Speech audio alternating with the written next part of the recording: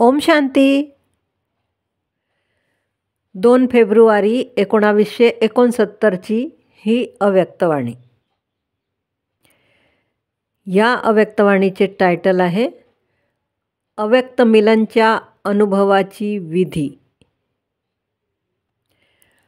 बापदादा म्हणतात, प्रेम स्वरूप मुलांनो, ज्ञानसहित जे प्रेम असते तेच यथार्थ असते. मुलांचे प्रेम बापदादांना खेचून आणते. बापदादा म्हणतात, मुलं ही दिव्य बुद्धीच्या आधारावर अव्यक्त वतनचा अनुभव करतील.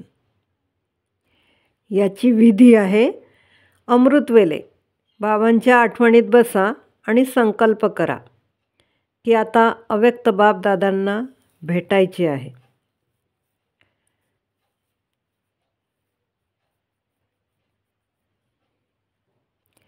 जसे साकारमध्ये माहीत होते की आता भेटायचे आहे, तर पहिलेपासूनच झोप येत नाही.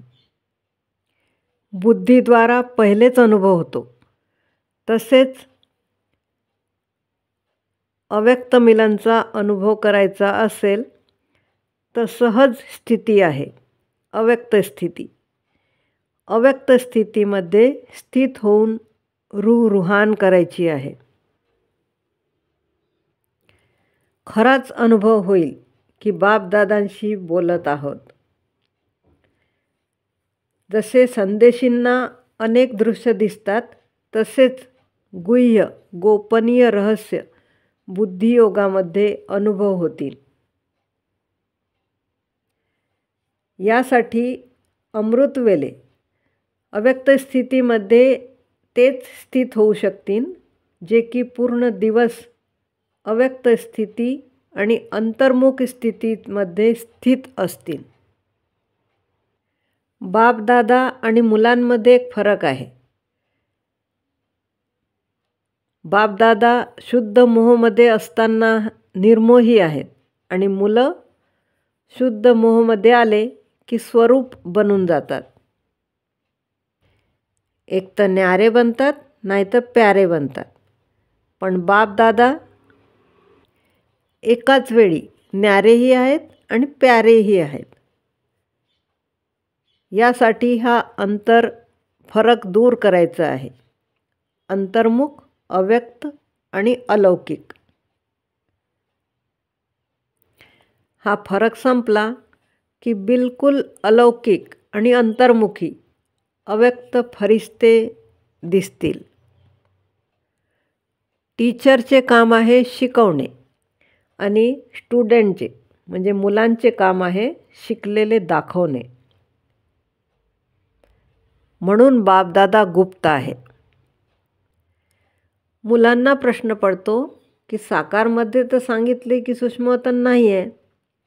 बापदादा म्हणतात, सूक्ष्मवतन आहे, पण आता सूक्ष्मवतनमध्ये येण्या जाण्यापेक्षा स्वतःच सूक्ष्मवतनवासी बनायचे आहे.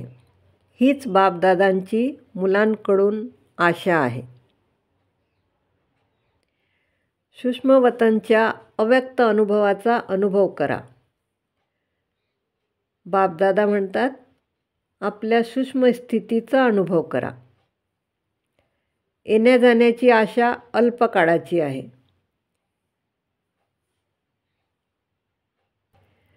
बापदादा मुक्तिधाममध्ये वरातीशिवाय किंवा मुलांशिवाय जाऊ शकत नाही. वरात अजून सजत आहे, एकटे कसे जातील? अजून तर सूक्ष्मवतनमधूनच अव्यक्त रूपाने स्थापनेचे कार्य चालत राहील. स्थापनेचे कार्य संपल्यावर सोबत जाणार आहे. तोपर्यंत बाप आणि मुलं सोबतच राहतील. बापदादा सांगतात, सर्व्हिस करताना मुख्य विघ्न येईल अहंकाराचे.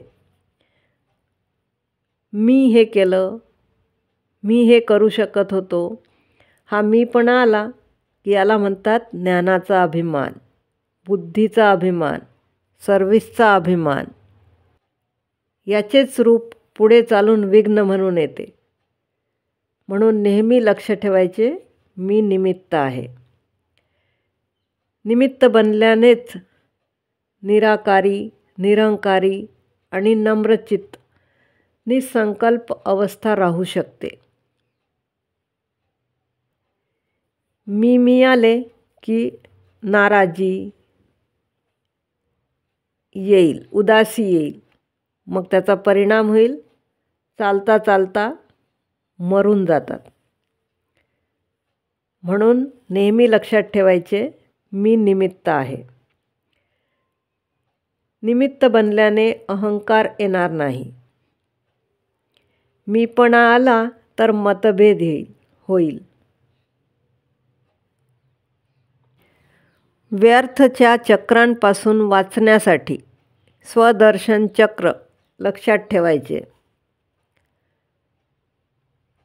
निरहंकारी आणि निर्माणचित्त होऊन एकमेकांशी प्रेमाने राहायचे आहे. लक्षात ठेवायचे आहे, जे कर्म मी करेल मला पाहून सगळे करतील. बापदादा म्हणतात, आता ज्वालारूप बनायचे आहे. ज्वालारूपचेच यादगार आहे ज्वाला देवी. अशी ज्वाला प्रज्वलित करायची आहे की या ज्वालेमध्ये कलियुगी संसार जळून भस्म होऊन जाईल. ओम शांती.